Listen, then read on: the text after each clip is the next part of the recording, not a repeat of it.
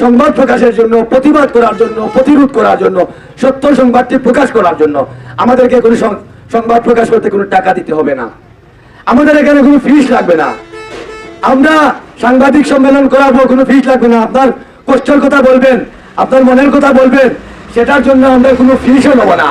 এবং আমরা এখন পর্যন্ত আমার 20 বছর সাংবাদিকতায় আমি জাতীয় দৈনিক সোনালীকণ্ঠের বিভাগীয় দায়িত্বে বিগত নির্বাচনে 22 প্রার্থী ছিলাম। এখন পর্যন্ত কোনো বঙ্গার কোনো চোরাচালানের কোথাও আমার নাম নেই। আমার সাথে যারা রয়েছে এখানে, আমার আপন 2 ছোট ভাই রয়েছে, সবুজ ছিলেন থাকে।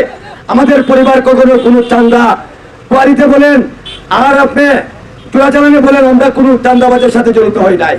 আপনারা অনেকে সাংবাদিক নাম শুনলে আপনাদের একটু কষ্ট লাগে, খারাপ লাগে, যে এরা তো সাংবাদিক না সাংঘাতিক না কি অনেক কথাই বলেন সাধারণ জনগণ। কারণ উদ্দেশ্য কি, সঠিক সংবাদটা আমাদের মাধ্যমে মানে উঠে আসে না।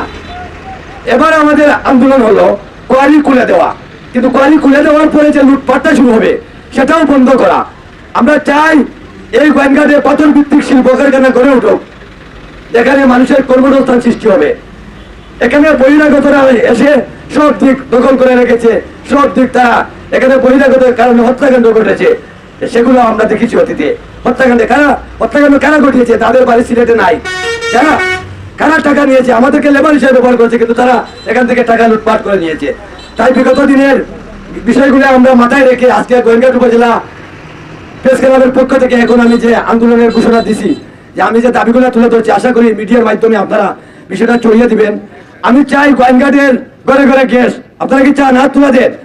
গোয়েন্দাঘাটের ঘরে ঘরে গ্যাস চাই আমরা চাই পাথর ভিত্তিক শিল্প কারখানা গড়ে তোলা হোক এবং সনাতন পদ্ধতিতে লেবার যেভাবে খায় সেভাবে পাথর কুলা উত্তোলন করা হইতো। এখানে বিভিন্ন পক্ষে তাদের পকেটে নেওয়ার জন্য যদি কোনো অবৈধ রয়্যালটি আসে সেটা আমরা প্রতিরোধ করে তুলব। এবং আমরা আগামীতে, আজকে আমার ভাই বলেছেন লিয়াকত ভাই, ভ্যালুটা দিয়ে এখনো চলতেছে। আমরা টিএনএ সাহেবকে বলবো, আন্টিমেটাল দেবো, আপনাদেরকে বলবো, আপনাদের সদস্য যারা আছে আপনারা আমরা লিখিত একটা দেবো, আপনারা স্বাক্ষর করবেন। স্বাক্ষর করার পরে বিভাগীয় প্রধান, জেলা প্রশাসক, টিএনও, ওসি, এসপি তাদেরকে আমরা দেবো, রিসিভ করে নিয়ে আসবো।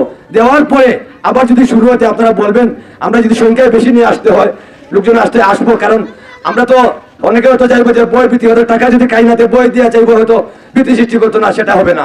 কারণ আমার বাড়ি ফতেপুর ইউনিয়নে আমরা শুধু আমাদের সাথে ঝামেলা বাজাইলে শুধু আপনাকে ঝামেলা থাকবে না, এটা সিলেট শহরে ছড়িয়ে পড়তে পারে আনাচে কানাচে। বিধায় আমাদের সাথে কেউ ধাক্কাধাক্কি করলে নিরাপত্তার বিষয়টা বিবেচনায় রাখতে হবে। বিষয়টা হলো যে আমরা সত্য কথা বলতে এসেছি, শ্রমিকের কথা বলতে এসেছি। এই জন্য শ্রমিকের অফিসের কার্যালয়ের সামনে আমরা মানববন্ধন করছি। আমরা এই মানববন্ধন থেকে হুঁশিয়ার করি যে আমরা বর্তমান সরকারের যে তত্ত্বাবধায়ক সরকার রয়েছে বা উপদেষ্টা পরিষদ রয়েছে, উপদেষ্টা পরিষদটা হলো এই দেশের মানুষের, ছাত্র জনতার আন্দোলনের ফসল, তাদের কাছে প্রত্যাশা অনেক বেশি রয়েছে দেশের মানুষের। কিন্তু আজকে যদি ওই তত্ত্বাবধায়ক সরকারের আমলে ঢাকায় বসে আর জাফলং চাঁদাবাজি চলে, আর তাদের লোকজনকে নিয়ে যদি আগে যারা রয়েছে শুধু পুলিশ পাল্টায় যদি আরেকটা গ্রুপ তাদেরকে মেনটেন করে, আবারও মানুষকে জিম্মি করে, মানুষকে আবারও শাসন করে, আবারও শোষণ করে, তার কোনো অবস্থায় মেনে নেওয়া হবে না। আর আপনারাও জেগে উঠুন, আপনারা জাগবেন, আপনারা জাগতে হবে। সাধারণ জনগণ যদি আপনারা জেগে না উঠেন তাহলে কোনো অবস্থায় আমাদের এই পরিবর্তন হবে না। তাই আগামীতে আমাদের আন্দোলন সংগ্রামে অংশগ্রহণের আহ্বান আপনাদেরকে জানিয়ে আজকের এখানে এই মানববন্ধন সমাপ্তি ঘোষণা করছি। দেখা হবে রাজপথে। আসসালামু আলাইকুম। গোয়েন্দাঘাট উপজেলা প্রেস ক্লাব জিন্দাবাদ।